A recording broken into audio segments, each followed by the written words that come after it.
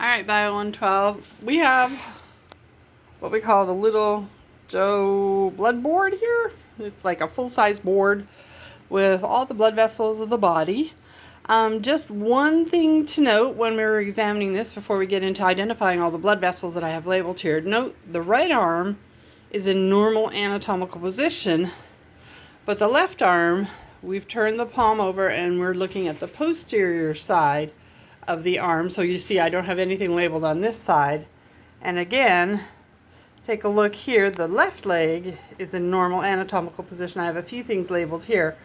But the right leg, again, has been flipped, so we see the posterior part of the leg and not the anterior part of the leg. So starting up here in the neck, we're going to look at number 10. Number 10 is showing you the internal jugular vein.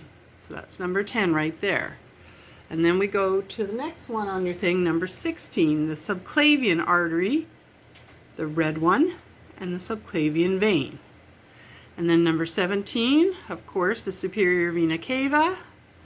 Number 18, showing you the common carotid artery, the red one there. That's a common carotid artery.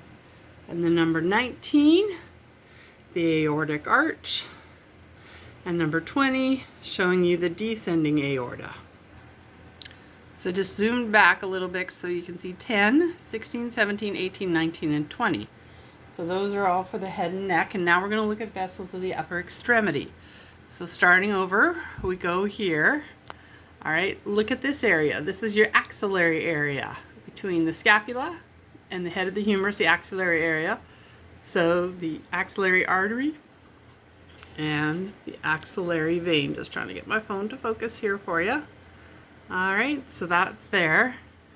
Number 24, the brachial artery and brachial vein. All right, so you can see those there. Oops, lost one of my little things, sorry. Then 26, which is really odd why we go to 26 way over here. But again, it's one of the vessels that supplies the arm. So this is the left subclavian artery. Remember, that's one of those three main branches off the aortic arch, sorry. Brachiocephalic, left common carotid, left subclavian there. So that's left subclavian. Then we come down to the lower arm. And remember, this arm is in normal anatomical position. So this is the ulna, because it's on the pinky side. So ulnar artery. And then of course the radius on the thumb side. So that's the radial artery there. And then coming all the way back up here, a little odd, because this doesn't really fuel the upper extremities, right? It's returning blood from the upper extremities, but that's number 47, the pulmonary artery. So it's going to the lungs, not much to do with the upper extremities at all. And then now we're going into the abdominal cavity. So here you see the diaphragm. 59, the hepatic artery feeding into the liver. 64, the renal artery and vein right here. 63, showing you the inferior vena cava, and 68 showing you the abdominal aorta. So now we're looking into the vessels of the pelvic region, number 72.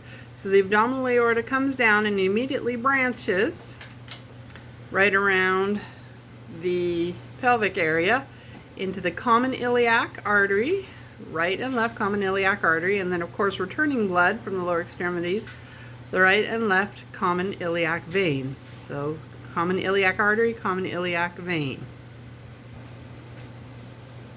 And then as the common iliac comes down, it splits.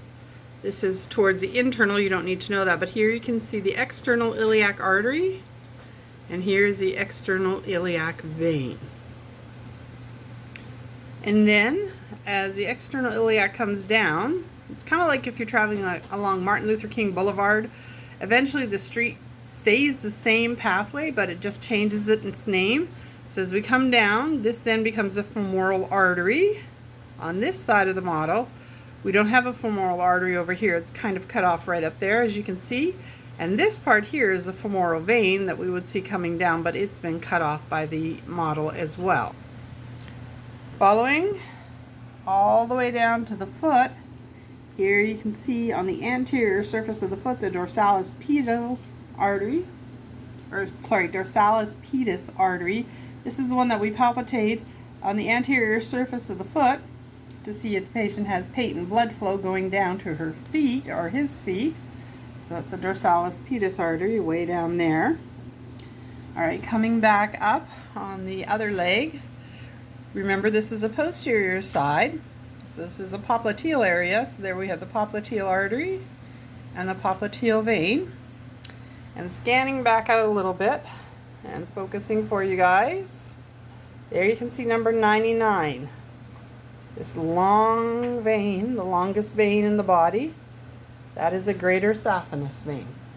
And that's all the vessels that you need to know on the board.